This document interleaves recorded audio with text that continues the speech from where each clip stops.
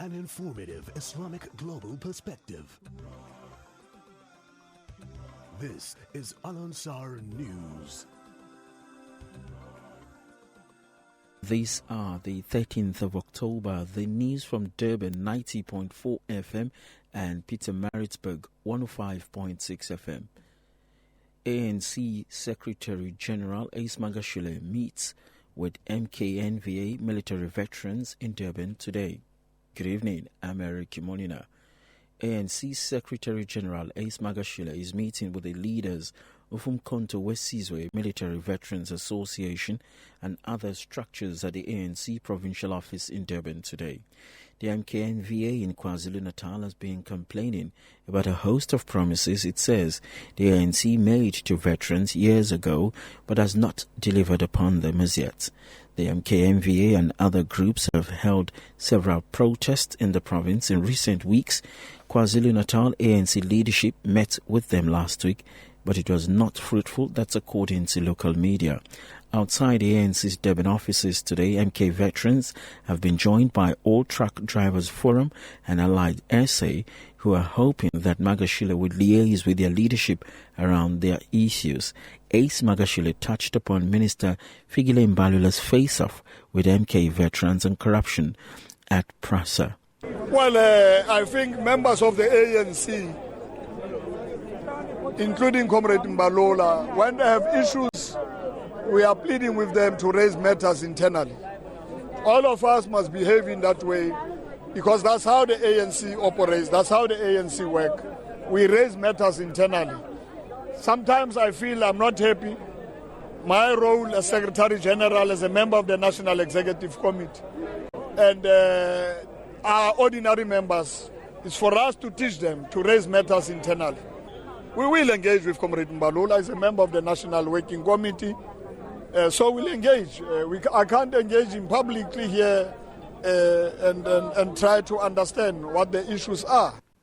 However, Minister Fikile Mbalula earlier in the day responded to MK veterans who accused him of corruption. They didn't start yesterday. They say I must be arrested because I'm responsible for the vandalism of infrastructure at PRASA. And precisely because they themselves, they say they had a force or security companies there. So I did away with that. But the security companies that they are talking about, which is benefiting themselves, because PRASA was about lining up their pockets. It is not even about the soldiers that they are talking about. They are just using the name of MK in vain. They are just masquerading fly-by-night, individuals using MK. I've got no difficulty to assist ex-combatants. Tabang Makwetla, as the minister, deputy minister responsible for veterans, he can come to me at any time. We will be happy to assist. More news now. The child who is said to have been repeatedly sexually assaulted by a stepfather over several years testified in the Durban High Court today. The girl, who is now 13 years of age, told a neighbor 2 years ago about what had been happening to her. Her 45-year-old stepfather's trial started yesterday. The girl arrived at the court in the company of a social worker today and waited until for her to be called upon. Now, State Prosecutor Sherry Naidu applied for the proceedings to be heard through an intermediary who facilitated the questions posed between the court and the child in the room. The prosecutor, Naidu, says that was due to the girl's age and the nature of the evidence. Naidu further says the court told the court that they do not want to cause undue mental stress to the child. The application was granted. The child has given evidence in court but in camera today.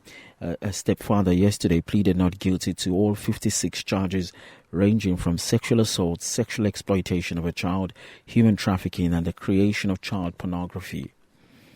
More news now. The Senekal Magistrate Court in the Free State today denies bail to 51-year-old Andre Pinar, who is facing charges of attempted murder, malicious damage to property and public violence.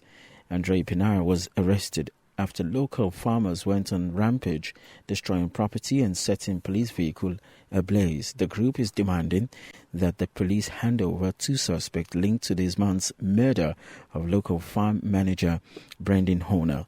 The 21-year-old's body was found tied to a pole with a rope around his neck. Police Minister Begin today is visiting his family.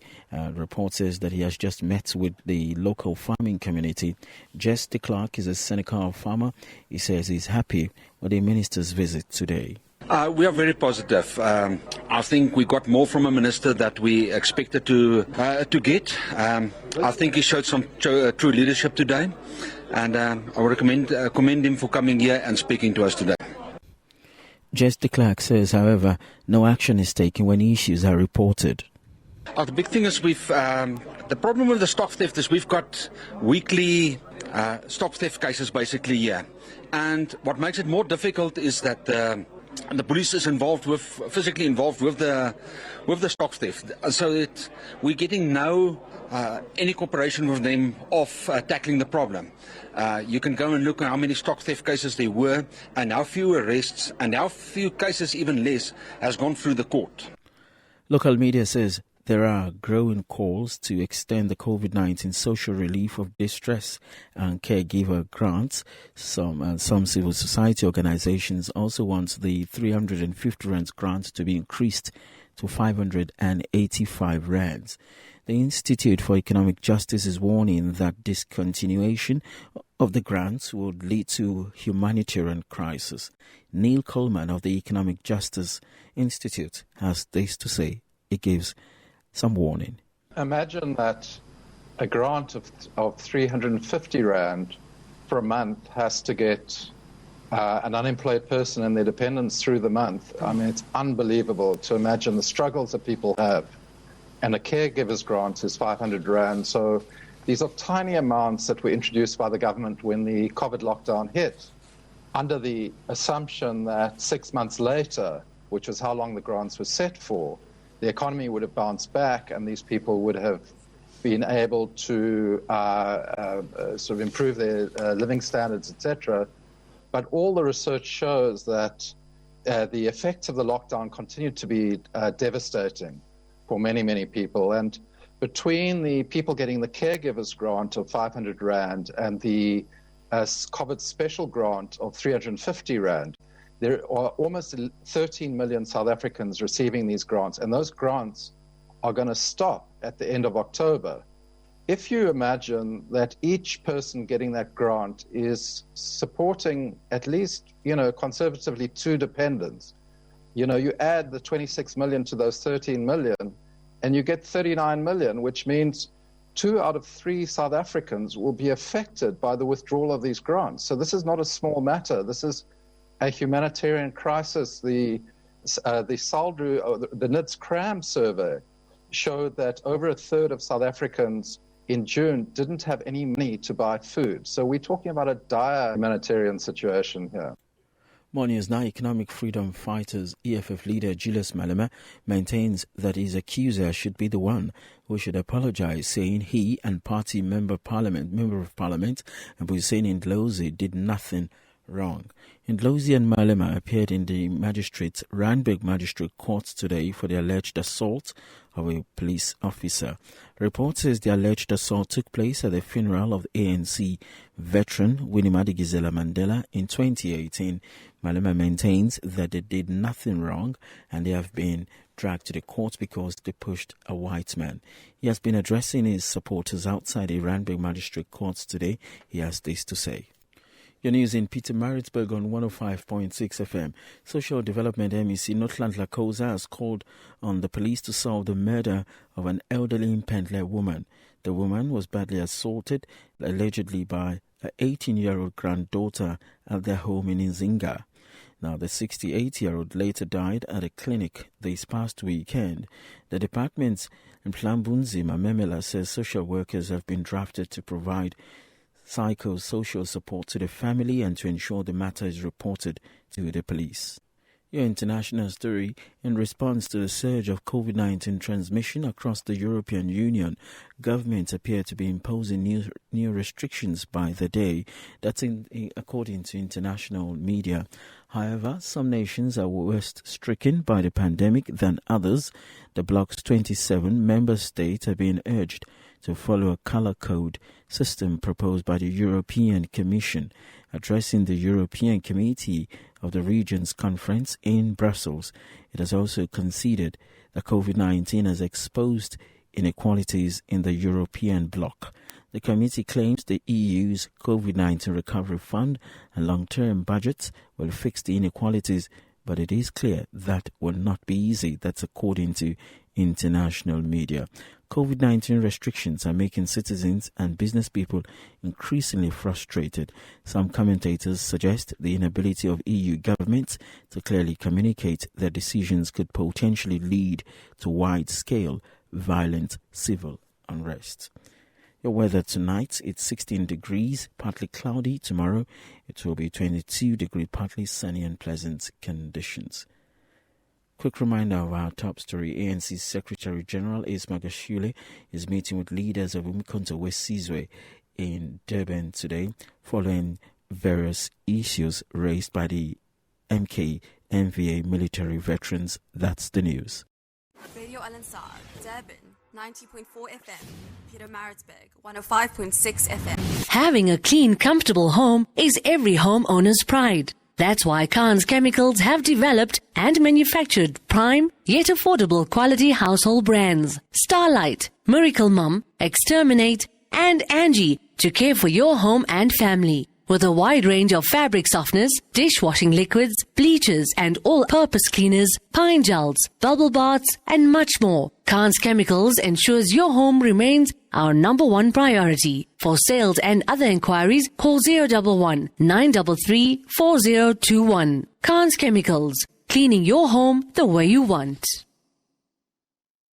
Welcome to Simplex Radio. Visit our showroom for the full range of car audio. Our TV department carries top brands with quality LED panels, full HD to Ultra HD, and now the experience of Super Ultra HD. Visit our theater rooms and transform your home with brands like Onkyo, Integra, Denon, Boston Acoustics, Yamaha, and more for quality audio visual experience. Now available, full range of home appliances. A one-stop shopping experience. Call 031-306-4029 or Kenilworth Park, 202 Brickfield Road, Overport. Simplex Radio, the name you can trust. You are invited to a meet and greet with Nivashni Nair Sukhdev, the author of Infertility and PCOS. This will take place at the Al-Ansar shop at 207 West Road, Overport, on the 18th of October 2020 at 2 p.m.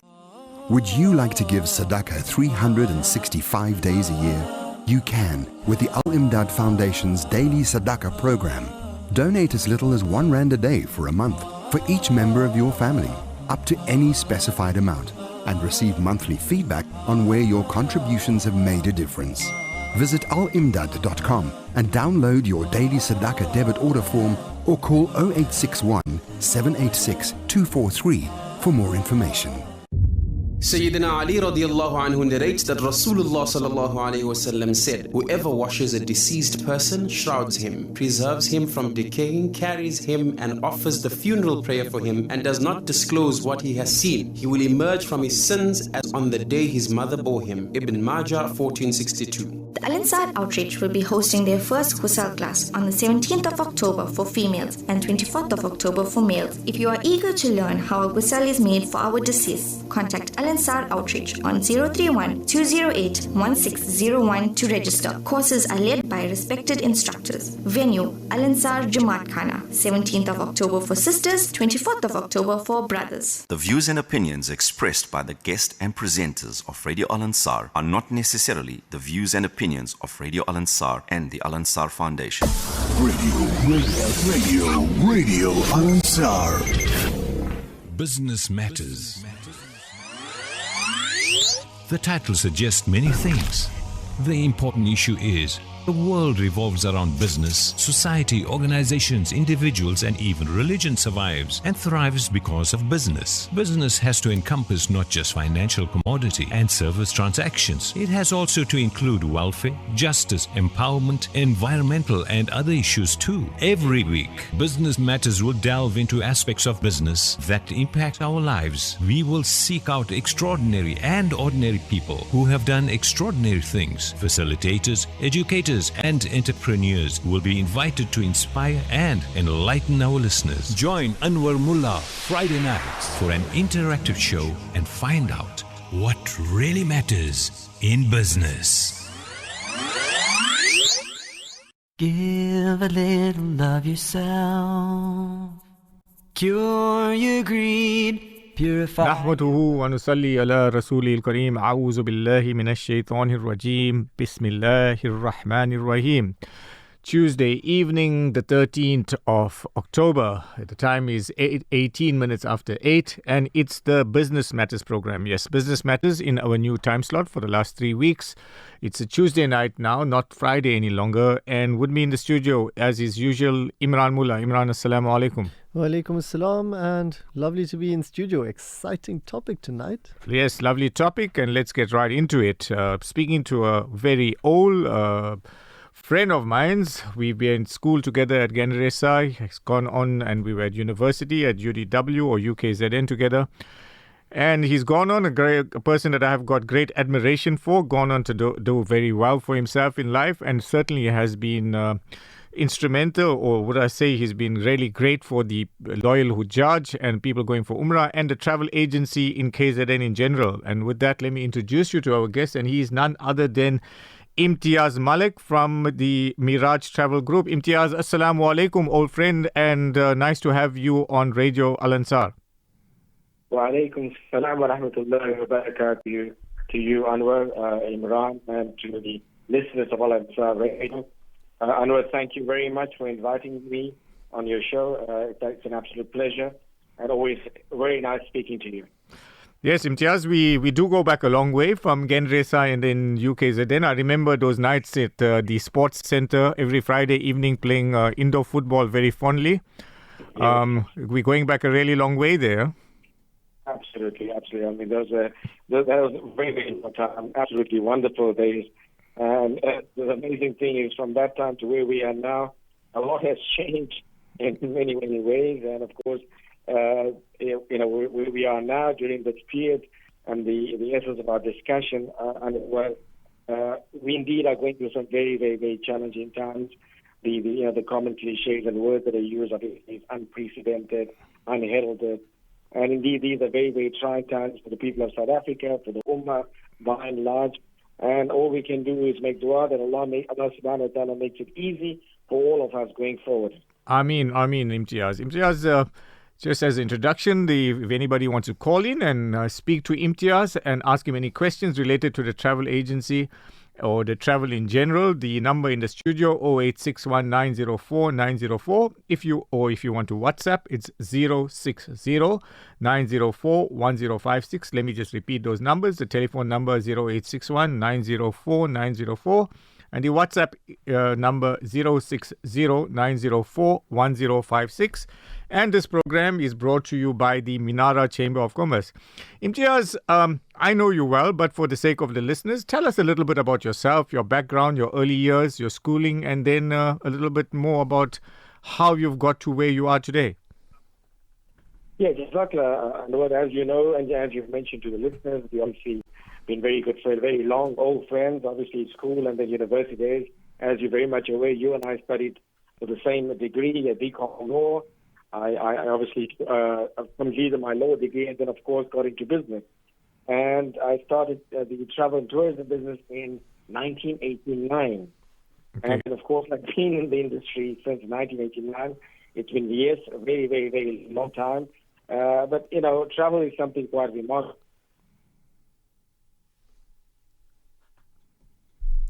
We seem to just lost Imtiaz there. A slight technical difficulty. We're just working to get him back.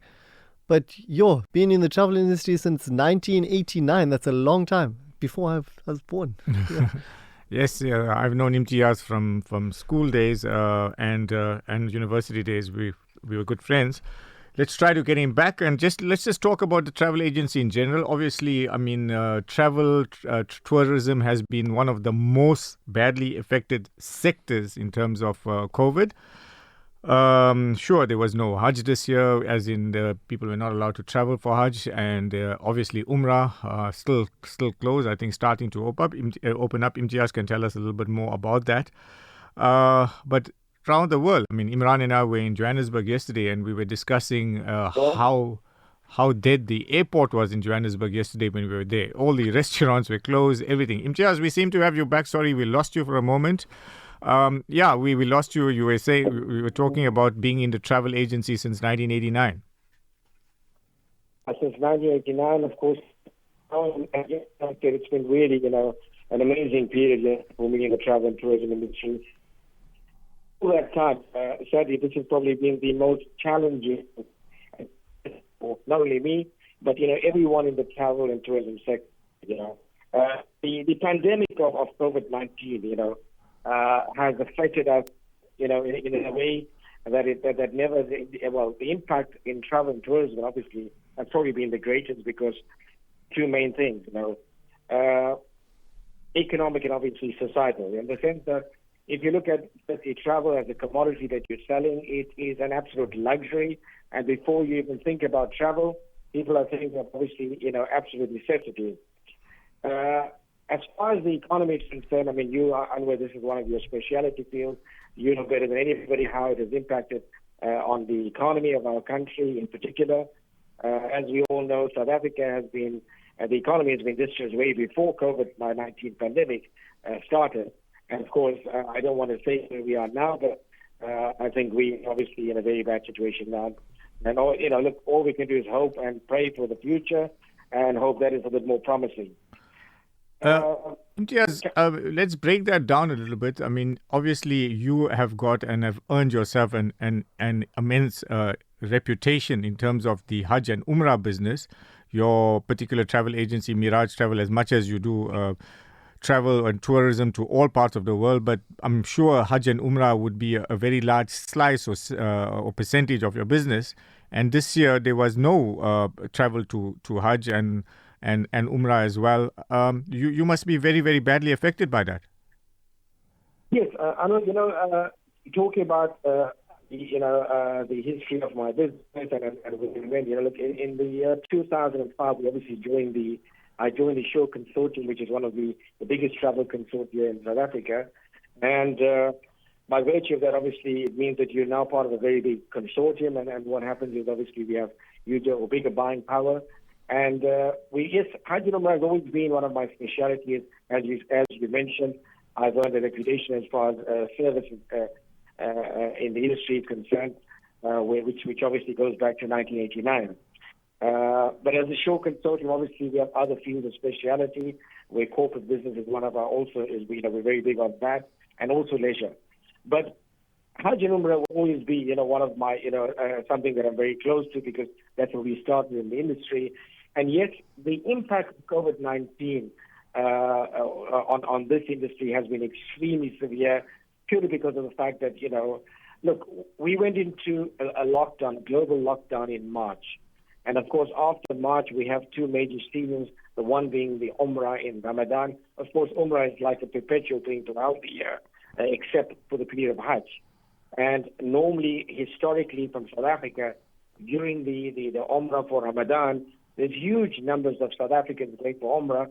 And of course, because of the lockdown, the global lockdown, this wasn't possible. And of course, the most important thing was Hajj being lost. But not for us as industry players, but more for people that had planned this for years, and in view of the fact where we are from a global culture perspective, where these people that were accredited to go for Hajj in the year 2020 had obviously applied like 5 or 6 years ago. And we all know the system and the protocol with regards to the accreditation process and how people are accredited to go for Hajj. And the weight that these people had to be accredited. and then only for this pandemic to break out and all that to come to obviously to nil. And so that was really sad for me to see, this, and people have to go through this and not be able to make Hajj. I've had people that have saved, that came to me and said, we've saved for over 30 years to make this journey of a lifetime. Where Allah subhanahu wa ta'ala has given us this opportunity of a lifetime of redemption. And this obviously was just taken away. And, as somebody that's made over 28 Hajj, and I haven't missed one for that period, and for me not to make, I could understand and empathize with what this person or this individual was saying, because I didn't go now after so many years. But this is this person's first Hajj. And then, all I could tell the person, Allah has a plan, and obviously everything that's good and everything that's bad comes from Allah subhanahu wa ta'ala. And Allah subhanahu wa ta'ala in His infinite wisdom, knows why with these things. I mean, He's the best of planners, and only Allah can explain why these things have happened. And like I said, it's extremely sad. And not so much for me from a business perspective, but even in that regard, I mean, we in the industry, from that perspective, financially, have been severely impacted in the sense that for us, the lockdown actually started around about the third week in February, where certain airlines stopped services or had a restricted service because the COVID-19 was declared a pandemic in December. And of course, in the next couple of months, obviously, the world was seeing how it would pan out. And of course, eventually, when we got to the stage where it became obviously insurmountable, and then everyone declared it a global lockdown, and that's when all our international borders were shut, and no airlines could fly in or out of, well, basically the world. Yes, Imtiaz. In terms of the Hajj people and the people that were accredited to go for Hajj this year, I'm not sure if any decisions have been made, but maybe you can fill us in. Would they automatically be given first preference for next year in terms of Hajj? Has Sahuk made some sort of decisions in that respect? And what happened with the people? Obviously, I know people pay for their Hajj or a portion of their Hajj fees months and months in advance. Those that had paid already for this year, what happens to that? Would some of that money be refunded to them, or would it be kept in trust for them to be used at some future date? And then with regards to Hajj, I think Sahuk, who obviously is the national regulator, and they've obviously come on record and made a few announcements, etc., etc. But obviously, with the people that we are talking to as travel and tour operators, and we have a body which we are governed by, which is called SAMTOA, South African Muslim Tour Operators Association, for which I'm a member as well. As I said, the news filtering through is that more than likely we're hoping that we would get the same quota. And as we know, the quota for South Africa is 3,500, but nothing is cast in stone because it's very, very difficult to predict what the outcome or where this pandemic is going to go. Right. I know what is very important at this juncture to understand is the fact that Hajj is the convergence. If COVID-19 wasn't here, on an average year, you're probably getting between 2.5 million to 3 million people making Hajj. Yes, alhamdulillah. With what we've learned in the last 7 months with this pandemic, I mean, we've had social distancing that we never ever dreamt of would take place. We didn't even know what social distancing meant. Yes. Yeah. But of course, this pandemic has taught us a different side of life. We have a new normal. Like I said, these are societal changes, which we never envisaged or even dreamt of happening. Now, can you imagine if you got 3.5 million people converging on the plains of Mina or Arafah or Muzdalifah for that matter, and this pandemic, let's say, is still alive? If you look at what's happening at the moment in Europe and in UK in particular, where they're looking at possibly, and some parts of Europe already going, or the UK, are going into another lockdown. Another wave, 4 to 6 months.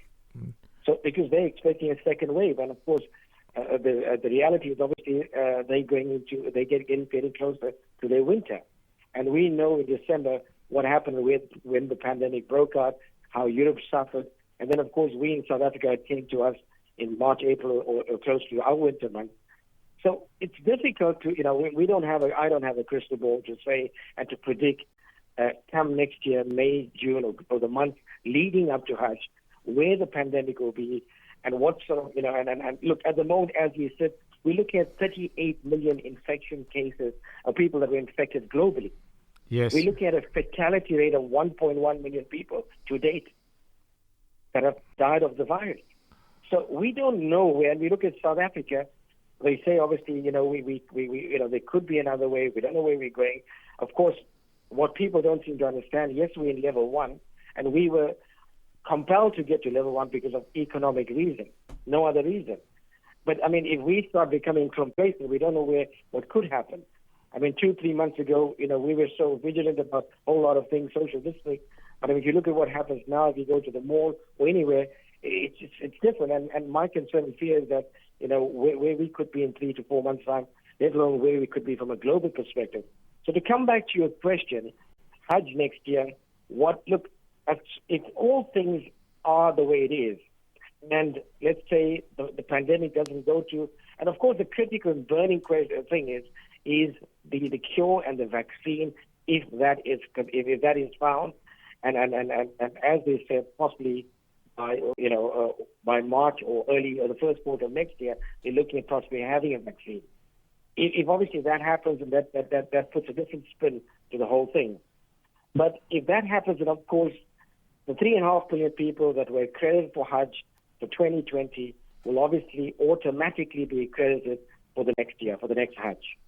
Okay, The alhamdulillah. second question you asked pertaining to the refunds, to my knowledge, and as a member of SAMTOA, every travel agent tour operator has more or less refunded all people that have paid the deposits or monies paid to them as far as the Hajj packages were concerned.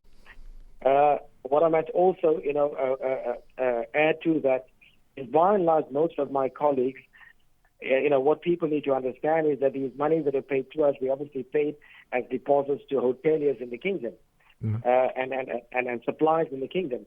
And by and large, a lot of these people that were paid the money haven't yet returned the money to the South African operators. And most of these agents or colleagues or people or Hajj operators have obviously had to make good the money to the people that have paid the money. Because, look, we've had some cases where people have actually lost their jobs, people's businesses have suffered. And alhamdulillah, most of the tour operators have come to the party and done whatever they could to make good the funds back to these Hujjaj that have paid them these funds. Yes, that was going to be my next question, is that alhamdulillah, you guys have excelled in that, trying to assist and paying back as far as possible. But at great, what I would say, distress to yourselves, because you guys would have paid across, as you said, deposits on hotels, sometimes paid in full for hotels. And I don't know how cooperative the Saudis have been in terms of returning those monies, or are they crediting you with hotel accommodation for next year instead of what they would have provided this year? But surely there would have been a cost factor to all travel agents like yourself, because you all pay so much far in advance to secure your hotels. I would think almost a year in advance. When Hajj this year finishes, you're already in negotiations for hotels for the following year.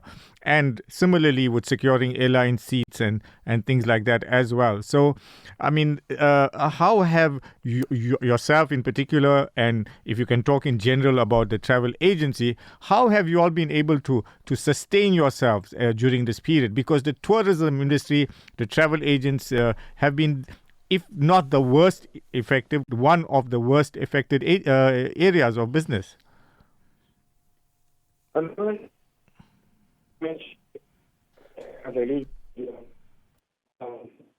February. And although international borders are open, airlines should not fly in, but obviously it's on a restricted service. Airlines are not flying at the frequency that they were flying, and it's obviously, for airlines to have a flight that's going to be viable, it's got to make economic sense for the airline to operate, or the aircraft to operate. So in a way, for this Durban, for example, we had a daily service with Emirates Airlines, and they've obviously now curtailed this to 3 flights a week, and it's obviously a limited service, and the same applies to flights out of Joburg, and not all airlines are operating freely. So yes,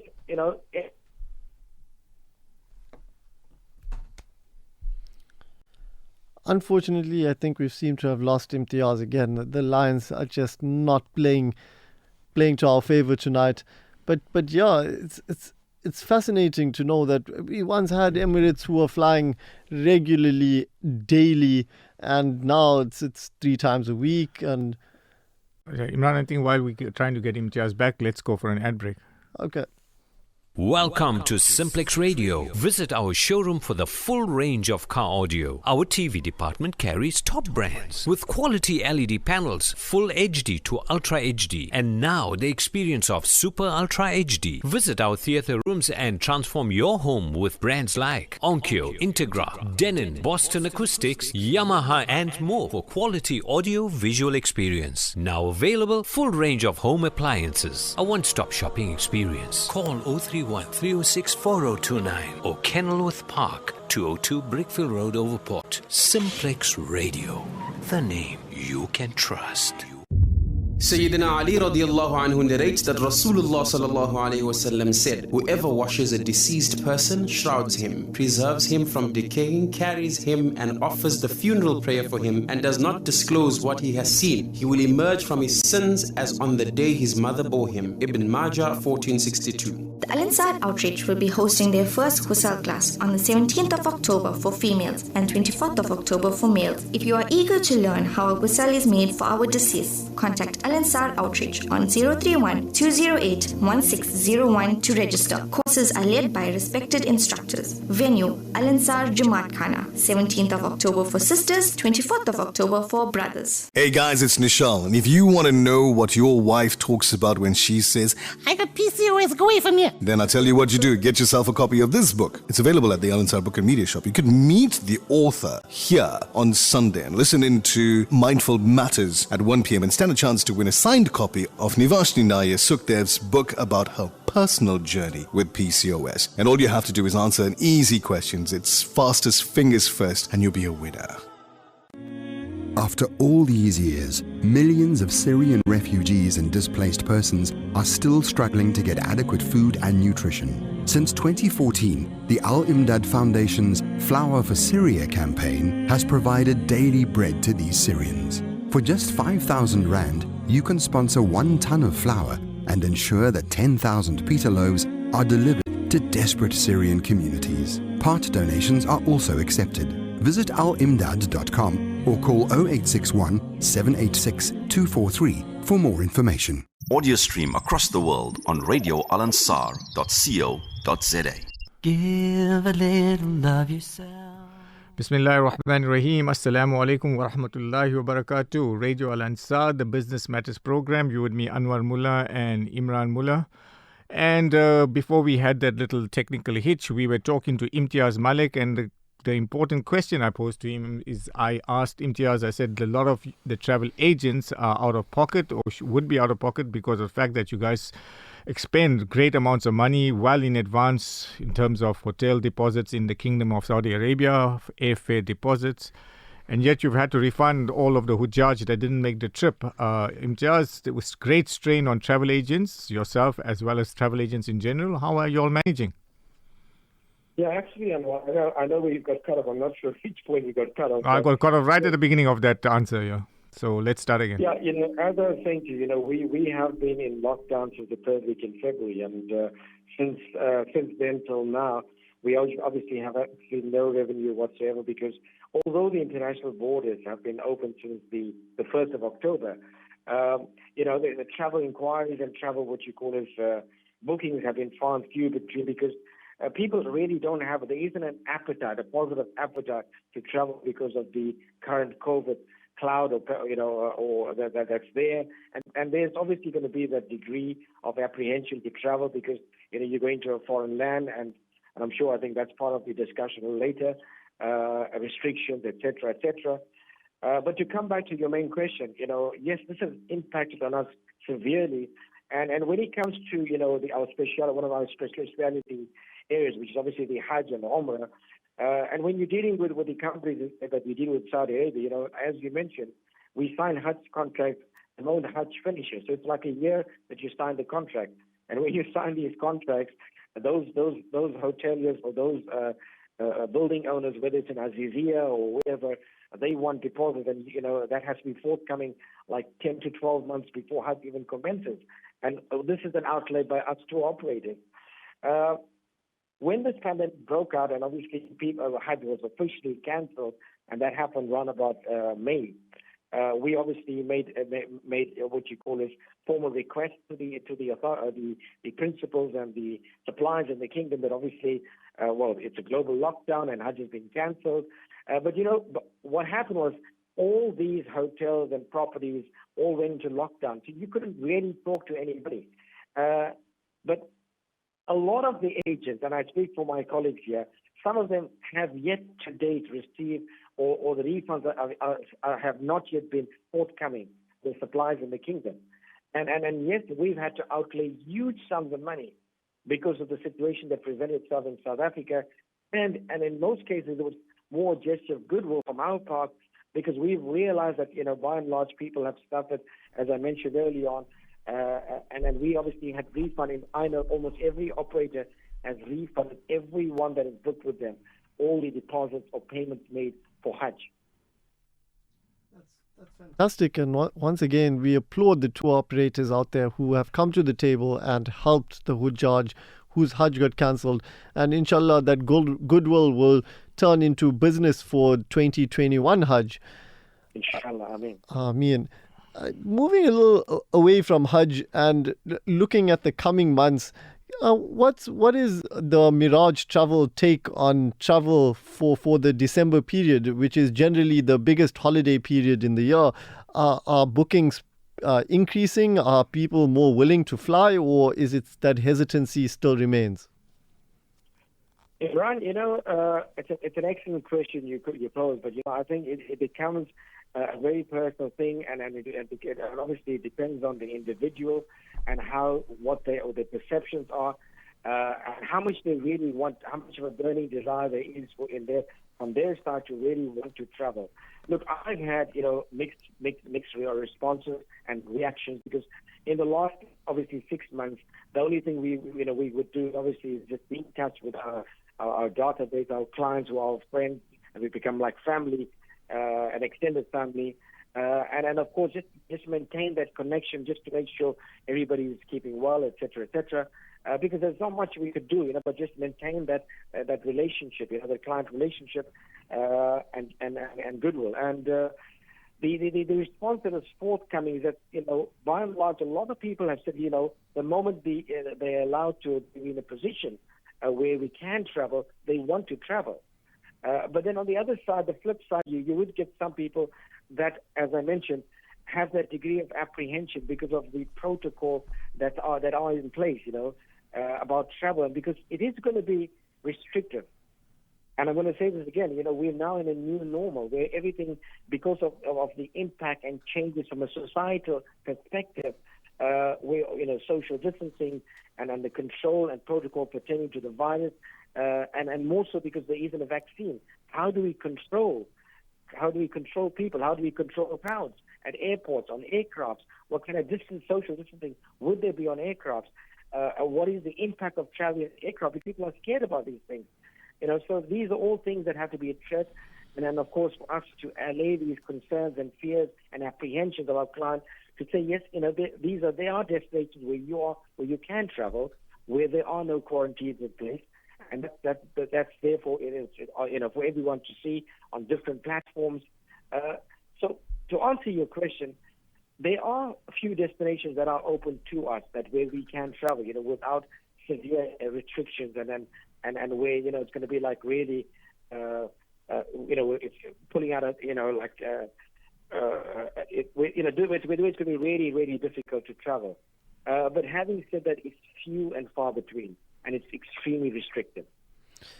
So, take us through some of the new normal regulations that have come about for international travel.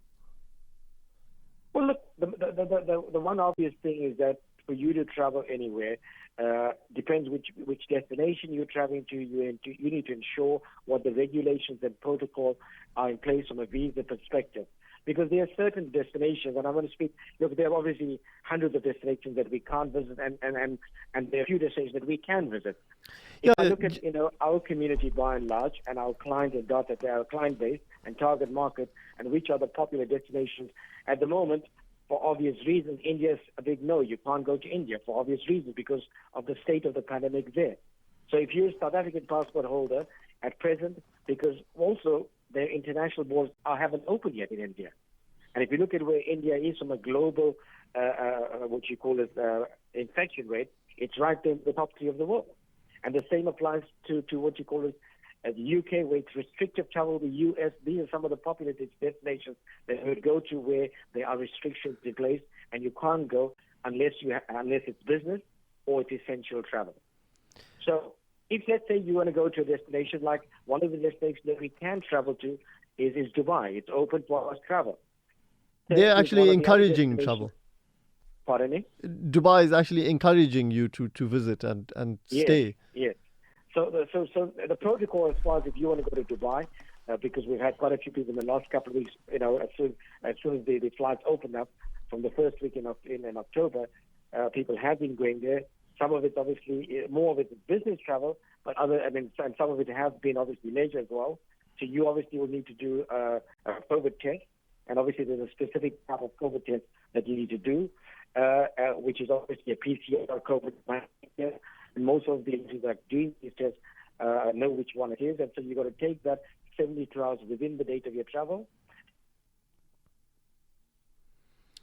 Oh no, I think we've unfortunately lost Imtiaz again. Okay, Dubai, we were talking about Dubai, and I've known of a few people that have gone off to Dubai, some of them on repatriation flights and others that have gone back, or some people working there. And even from a tourism perspective, the enticement from a Dubai perspective is that if you look and you go into some of the websites and things, the hotels are very, very cheap compared to what they normally are. So I think that's an encouragement from the Dubai government. The hotels have been lying empty for a long, long time, and to try to fill that space rather than have them empty, they are advertising at very low rates. So when you look at some of the 5-star hotels in Dubai, they're incredibly cheap compared to what their normal rates would be. So I think that's a motivation for some people to go to Dubai. And local travel has become quite popular. I mean, if you look at the Drakensberg, for example, everybody is running to the Drakensberg. I think the Drakensberg area is going through some sort of a boom at the moment. Drakensberg, and I would think in the coming months, Durban would be a pretty attractive area to visit, given our warm climate, warm oceans. We'd see a lot more tourists coming down. Yes, I think we got Imtiaz back again. Imtiaz, sorry about that. The lines are playing havoc with us in the studio tonight. Yeah. But yeah, great to have you back. And we're saying, Imran and I were just discussing that, and most people are looking at local travel for their December holidays this year as opposed to going overseas. Do you agree with that? I think, that is actually a very, very good point, and you're quite right in saying that. I think a lot of people are going to be looking at local vacations, and I heard you early on, before you got me on air, that yes, Durban obviously is also one of those. It's going to be a very, very popular. I expect Durban to be fully booked, especially all our resorts, in the north of Durban. I think they're all going to be fully booked. In fact, some of them actually have 50% what you call forward bookings for December and January. And speaking to some of our clients, they've also intimated that, this year they're probably going to, may just give overseas travel a break and then maybe just do some local. So we've had quite a bit of inquiries, for game parks, game reserves, some of our resorts in the north of Durban, some of our resorts also around in the Cape, the Western Cape region. So yeah, the local inquiries have become very, very popular.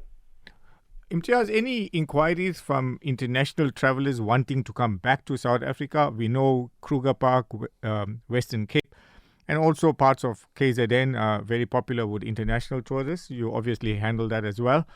Are those inquiries starting to filter in again?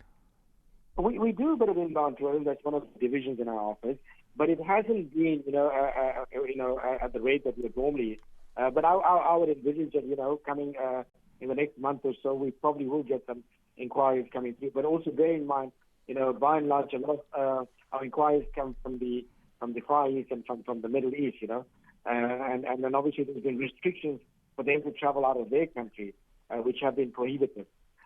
So, the situation even for us traveling out there, Anwar, which is important, which is very important for the listeners, those obviously that are planning to travel, is as we speak, and of course the information is easily accessible if they Google it. I mean, which countries they can visit, which countries they can't visit. I've just named earlier a few countries that are open for us to go to, and the restrictions that are there in place. But on a weekly basis, if they even just go to the IATA, which is the IATA website, or even the ISATA website, there's changes on a daily basis. So it's extremely fluid, where the countries on a weekly basis are saying, okay, now we are open for travel, for inbound travel, etc., etc. And the same will apply from a South African perspective, because we currently have restrictions for people from certain so-called hotspots, where, like I'll give you an example, people from the UK can't come to South Africa only for leisure travel.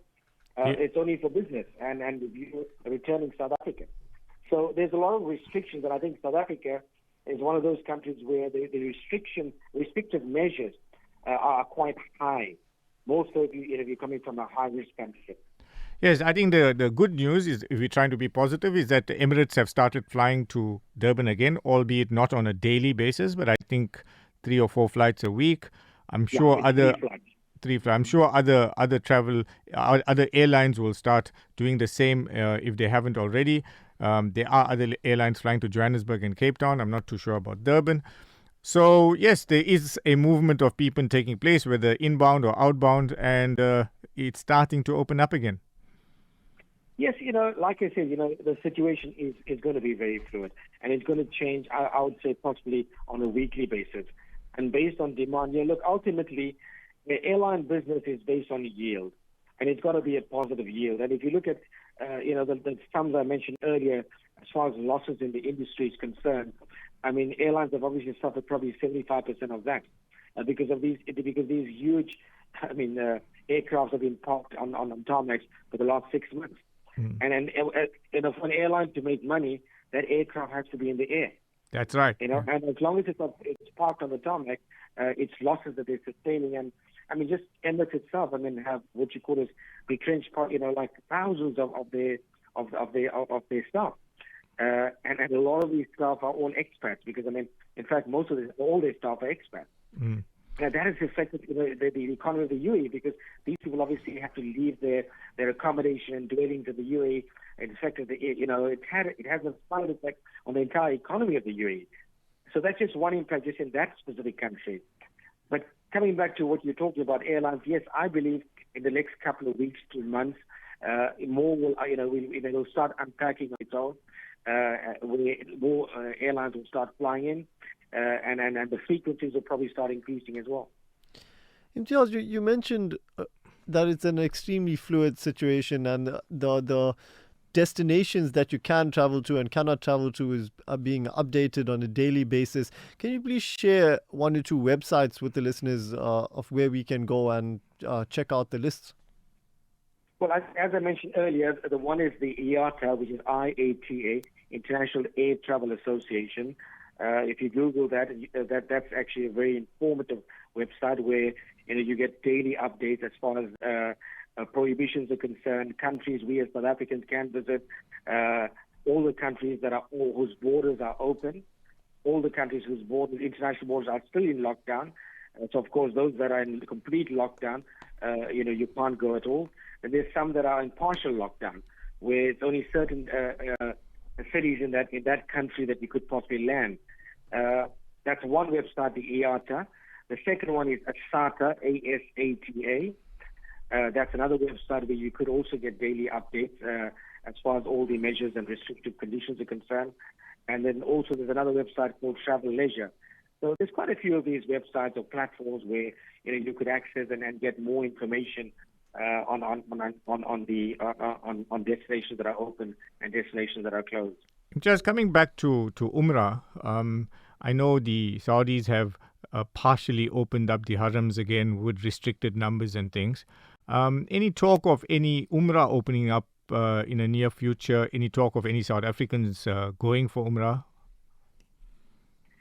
And what, you're talking Umrah, and it's actually a very funny thing, in the sense that, and this is no joke.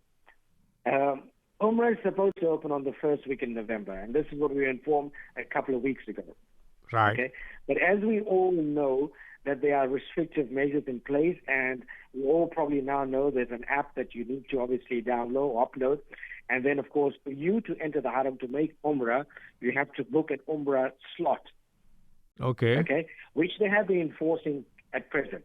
Right. Now, if Umrah opens in November, the first week in November, and all agents are geared for that as far as their contracting is concerned, because these have to be updated on a year-to-year basis, and let's say you decide to go for the first weekend of November as soon as it opens for Umrah.